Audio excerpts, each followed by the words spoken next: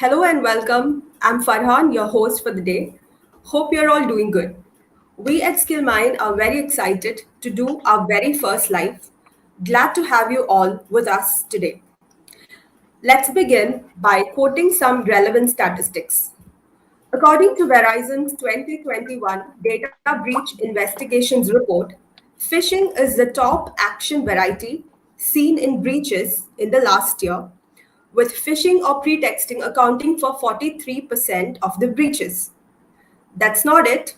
When it came to targeted attacks, spear phishing was a predominant infection channel for 65% of active groups. That's huge. Our topic for today is no different. We will be discussing phishing emails. Before we begin our discussion, let me give you a brief introduction about Skillmine and the team behind it. Skillmine Technology Consulting is a new generation IT software company with a wider presence in India, the Middle East, and the Americas. The company excels in the areas of cloud transformation, cybersecurity, robotic process automation, data science, data center consolidation and analytics, and digital transformation. As a customer focused organization, Skillmine helps businesses optimize their IT investments by preparing them for the best in class operating model. To complement this, Skillmine also supports IT organizations with skill augmentation services to meet the challenges of a complex IT environment. Let me introduce the speaker for the day, Mr. Anupam Joshi. Hello, sir. Hey everyone, how are you? Good, sir. Now, let me give a brief introduction about Mr. Anupam. Mr. Anupam is a senior manager, cybersecurity services at Skillmine Technology Consulting. He has over 18 years of experience in IT security, data control, disaster recovery, and fraud analysis. He has hands on experience on proxy, service, semantic, web gateway, blue coat, Securite, IDS, IPS, etc. Anupam has worked with business giants like American Express, Yes Bank, ICICI Bank, etc. He has also served as the Chief Information Security Officer at Citibank in Dubai, UAE. He has been associated with Skillmine for over a year, handling multiple projects across the cybersecurity domain and the InfoSec implementation, rollout, and deployment. Now let's move on to our topic of discussion, phishing emails. Here's a small case study to give you more context into what we will discuss today. A phishing attack that happened in 2014 on Upshur Smith Laboratories, an American pharmaceutical company, is worth revisiting. It's significant to date because it's one of the classic email examples of CEO fraud category. CEO fraud is a cyber attack carried out by malicious actors wherein they sent phishing emails to the organization's employees by posing as the organization's CEO. Cyber adversaries pretending to be the organization's CEO emailed the accounts payable coordinator at Upshur Smith Laboratories to follow the instructions from the CEO and the organization's lawyer. The instructions were to make 9 wire transactions to the fraudsters' accounts for amounts exceeding $50 million. Though the organization managed to stop one of the bank transfers, the company suffered a huge loss of over $39 million. The following few minutes of this discussion will give you some valuable insights on such cyber attacks facilitated via phishing emails, what they are, why they occur, and how to deal with them. The agenda would be to discuss some prominent questions concerning phishing emails, throwing insight into how big a threat it is, and then answer a few popular questions from the audience during the course of the discussion. Once again, let me thank each of you for taking the time to listen to us today. Thank you all. Let's begin without further delay. So, my first question to you, Mr. Anupam, is rather straightforward. What exactly is phishing? Okay, so phishing is a type of social engineering attack. Usually, this is used for stealing information of an entity or a person. Let's be very straightforward for this answer. So when I say it's kind of a social engineering attack, means it is designed to send via email with a link or an attachment, and that gets deployed to your device, which collects information and sends that information back to the attacker. So that is standard format of a phishing, and that's what a phishing attack is all about. Okay. Now that we know what phishing is, let's move on to the next question. Could you tell us how bad phishing is? Or, in other words, why is phishing a big threat? Let me correct you here. It's not just bad, it's very dangerous. It's one of the most dangerous threat right now happening out here in the cyber world. The thing is, why it is very dangerous, because it steals information about a user. It can be an online account, it can be a banking data, it can be just anything. It can be a normal phone number as well. So what exactly happens is, when an attacker is attacking a target, it actually deploys one script or a software that sits behind the attacker's account. It collects the information about the user or a reputable company, and using the social engineering elements of the victim that might fall into a category of a scam, or it collects information and it sends back to the attacker. Now, the ability to, it also, sometimes has that ability to encrypt the data or critical information of the user, which might lead to some kind of a ransomware as well. So it's the category of this type of phishing attack is usually on the critical side or the most dangerous side for an organization. All right, Mr. Anupam. Now let's move on to the third question. We have understood how dangerous phishing is for an organization. So there would be different types of phishing attacks, right? So what are the different types of attacks that businesses generally face? There are multiple phishing attacks types, I would say. They are usually categorized in 6 different sections or subsets. The first and the most prominent one is the email phishing, which we usually see. So it is done using a platform with an email attachment or an email link. So an attacker sends a link or an attachment to an organization or to a person, and using an email platform, this particular email gets delivered to the person or an organization, and then this particular attack is carried out. Why I am categorizing it into a different section altogether, because usually these are spam emails that comes to everyone's mailbox, and it is done using a bulk email communication process. So it is not specific, it is not to a specific person or to a specific organization. It is just using the spam filter, and it is broadcasted to a number of users at the same time. The second category that comes under phishing email is called as spear phishing, which is where the attacker directly targets to a specific organization or to a user. There is a tailored communication or a tailored image or some kind of a link that is sent one-on-one from the attacker to the person, and using that particular communication, it behaves that it's some kind of a legitimate activity or legitimate communication happening out. It gathers the information about the user, as I said earlier, and then probably it might create the second attack, or goes to the level 2 attack stage of spear attacking, or we call it as spear phishing in this case. Now, usually what my experience says in this type of attacks, what I have seen is it is very common in financial organizations or companies or insurance companies, I would say, where they are dealing with personal information or banking information about their customers. So these kind of spear attacks or spear phishing attacks is very common in this domain. The third category that I have seen is CEO fraud, as you have rightly mentioned earlier. So CEO fraud means this is a subcategory of spear phishing again, which will establish the trust between the sender and the attacker as a legitimate communication that is happening.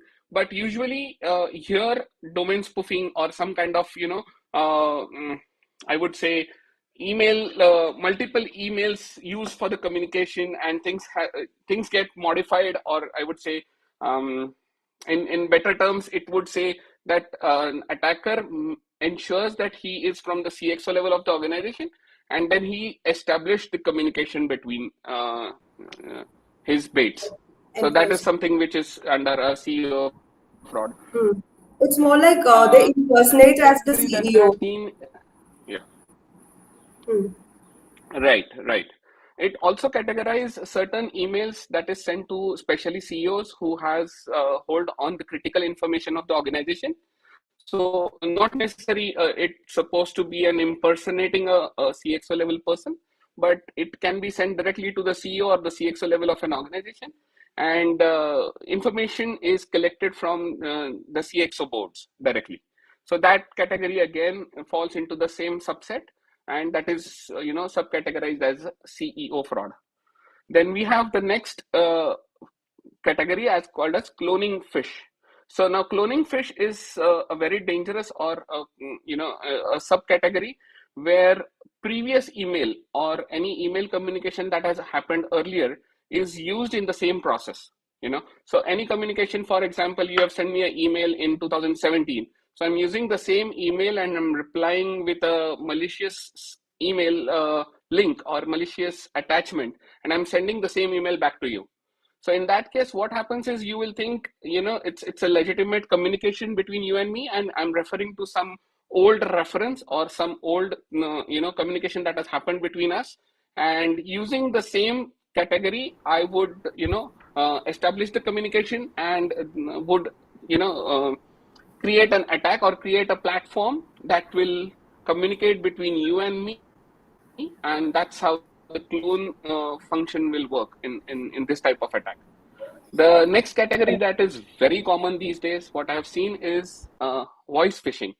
So you would receive a phone call or a voice message, a recorded message from your bank, or you will receive some, a voice recorded message from one of the company that you have got selected in, or you have applied for some kind of a job, things like that. So recorded message is used in such category, and as soon as you answer these calls, they try to collect the information from you, and those information is captured and used for a different subset category again. So that is called as a voice phishing. Then we have something called as SMS phishing as well, which is again a subcategory of voice phishing.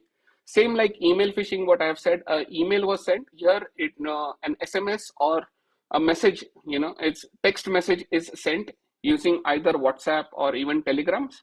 So a link or an attachment or some phone numbers is sent randomly. So if you call back, again it leads to a voice attack. If you click on the link, it is leading to an email phishing attack, which I have explained earlier. So the SMS or text platform is used in SMS phishing. And then we have other two categories in the same as well, which is click hijacking, or I would say your legitimate website of the company gets cloned or gets hacked, and they create a different domain with some spelling changes, and you get redirected to a different website and not to a legitimate website. So that is again a subcategory of a phishing attack. So I would say categorize. I mean, if you ask me for the category of phishing attacks, there are these 7 categories which I have seen very often in my experience. Okay. But what are the major reasons why companies fall prey to phishing emails? There are multiple reasons, I would say. So Hmm. not just one. You know, Yeah. usually an organization or if a business is considered, it do have critical information, critical data, I would say, their customer information, and trust me, these are the legitimate things that an organization have. For example, if I'm working for an insurance company, so people claiming for insurance will definitely submit their own KYC, their documents, your banking details, and things like that. So if I carry out a phishing attack on such company, definitely they will collect a lot of information, not just about the company or an organization, but it will also, try to enter into the customer's data. So the first, I would say, is um, target or first soft target for this entire thing is banking, where a lot of money transactions and a lot of information is passed from one organization to another organization, or you can say one person to the banking organizations. So that, I would say, is something which is very vulnerable in this case. Over to you. Okay. So at this point, I would like to draw your attention to a prominent phishing attack on Twitter that took place 2 years back. So that's a classic case of threat actors compromising the employees' passwords to gain unauthorized access. In July 2020, several Twitter employees became victims of spear phishing attacks, enabling the attackers to access the administrators' tools. Malicious actors posed as Twitter IT administrators and emailed Twitter employees working from home, asking them to share user credentials. The cyber adversaries gained access to the administrators' tools using these compromised accounts. So it enabled them to reset the Twitter accounts of celebrities like Elon Musk, Barack Obama, Jeff Bezos, Apple, and many more to tweet scam messages asking for Bitcoin contributions.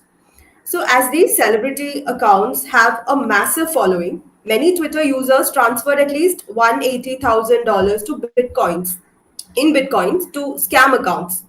Luckily, the scam messages were published and noticed by the press. It forced Twitter to take immediate action. So here the issue was that Twitter did not follow a proper cybersecurity strategy. There are many such examples of companies falling for phishing emails before us. So could you tell us how businesses can be prepared to face phishing attacks? So, yeah, again, an important question, I would say. So, there are 5 stages where businesses can get prepared for such attacks. The first step is to have a proper antivirus with a spam filter. I have seen organizations using freeware softwares, or they just don't have antivirus. They trust on the built-in tools of an operating system. So an antivirus plays a very important role. So you should have a proper tool with a proper spam filter, and it should be properly fine-tuned. So not just owning a tool is important, but fine-tuning of the tool is also important in such cases. The second stage that I would say is a very must-have thing, that is keep all softwares updated. Softwares, devices, the physical devices, virtual devices. Uh, I have seen, for example, Microsoft releasing a lot of critical patches or information about their operating systems. They keep on upgrading things. Now, the reason behind releasing these patches is they are kind of filtering out such cases, and they try to avoid phishing attacks that is happening on their operating systems, or the vulnerabilities that is getting open. So they try to patch it, and those critical updates needs to be patched on timely basis. So if you have a physical device, and if it is possible to upgrade it to the latest one, I would definitely suggest a business owner to go ahead and upgrade the devices whenever possible. Okay. The third level of defense is to have a cyber insurance. Now, this is something new, of course. People must have heard about it, and I'm sure that it is going on into the cybersecurity domain. But it's like a normal insurance, but it covers your entire IT security domain of an organization. So, if any attack happens, or if anything that is carried out which is vulnerable or which is open, in that case, you can actually go ahead and claim your cyber insurance. Now, cyber insurance will not just save an organization, but it will also save your customers' information, data, or monetary loss.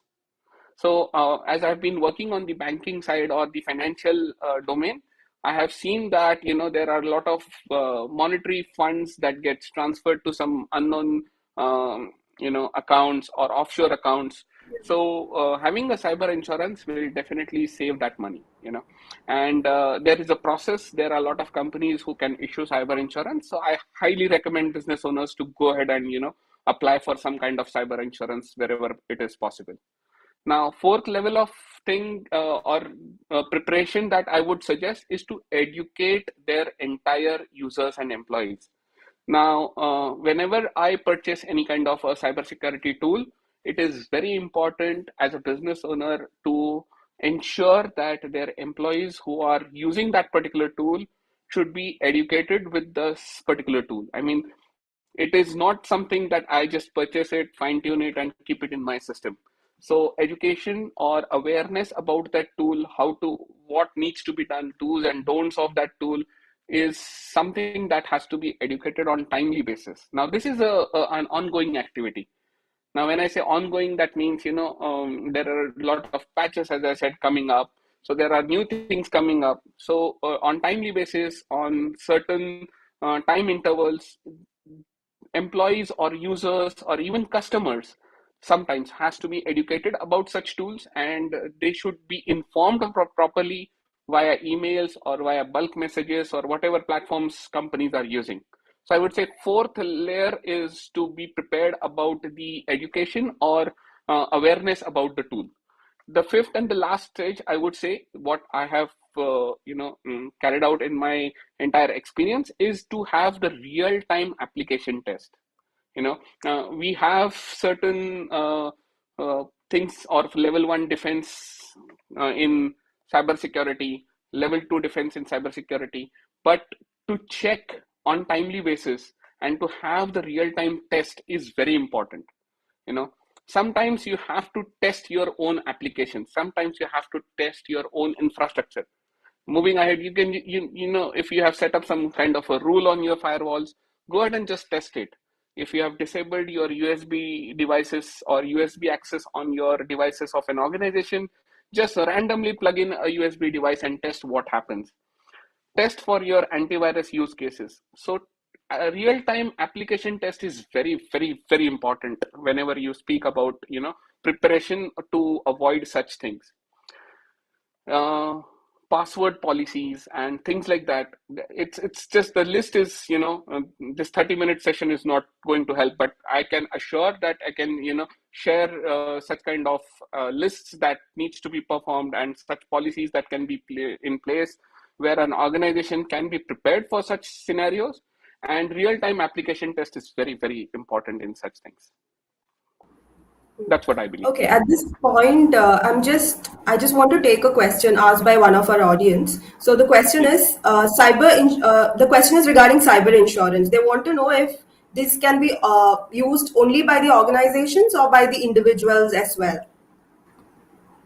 I would say both.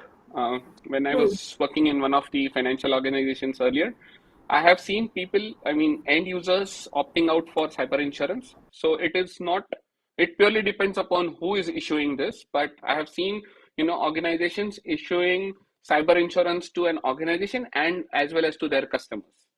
The best example in India, if you are speaking about, then everyone has a bank account. Now that bank account is insured.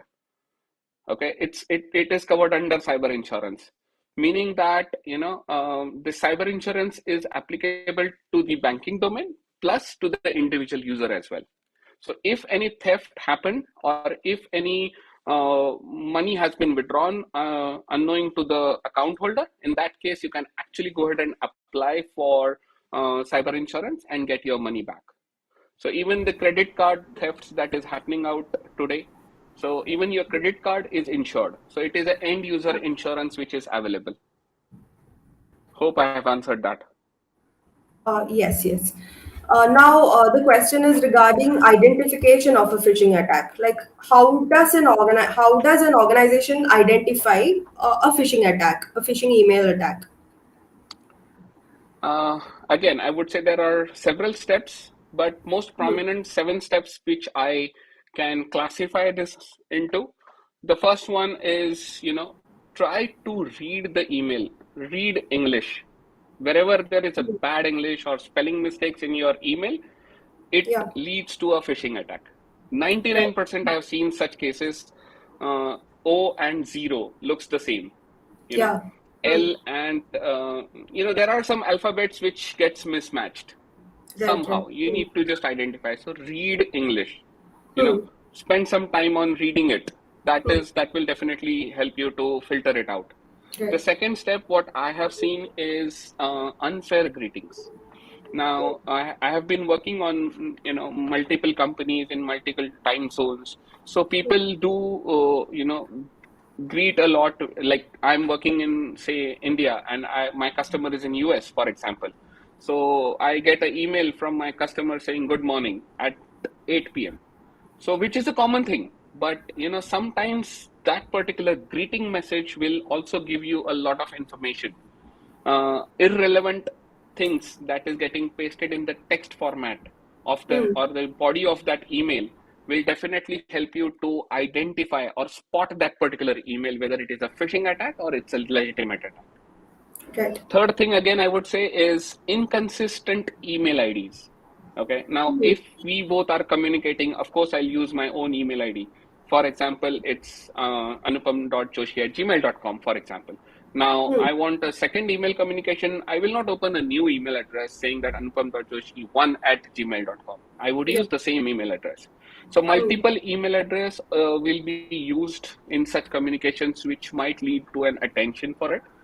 Or Hmm. sometimes you can also see that the domain like gmail.com or yahoo.com or hotmail.com, in that case, there might be some spelling mistakes or some kind of special characters, some numbers would be there. For example, Yahoo.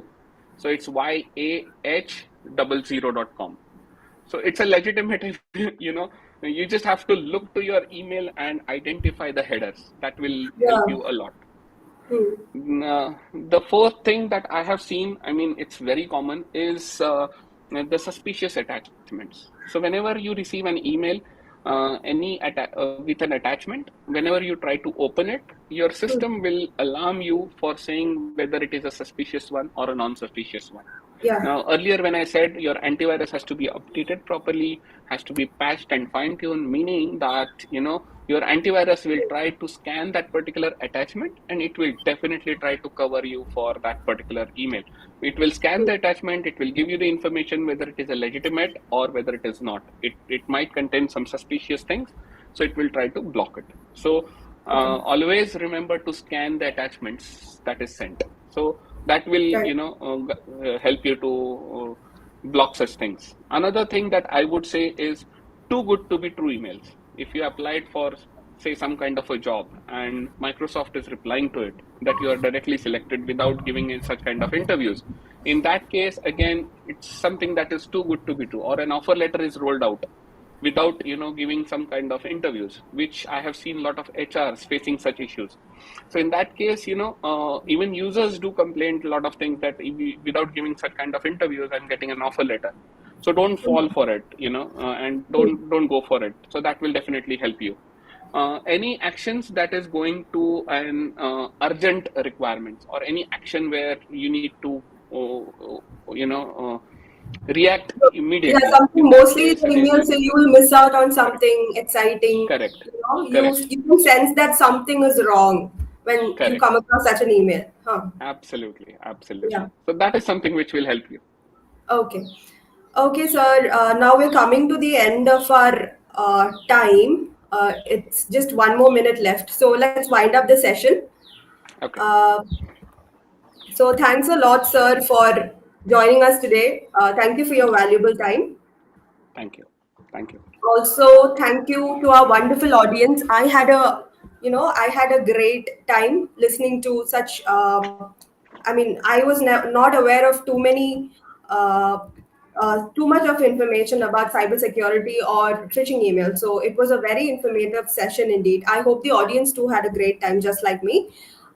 We were not able to take too many questions today, but in case you have more questions on phishing emails, feel free to raise them in our comment section.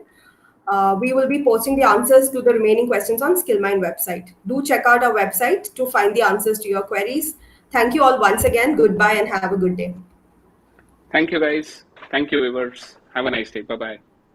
Bye, sir. Thank you.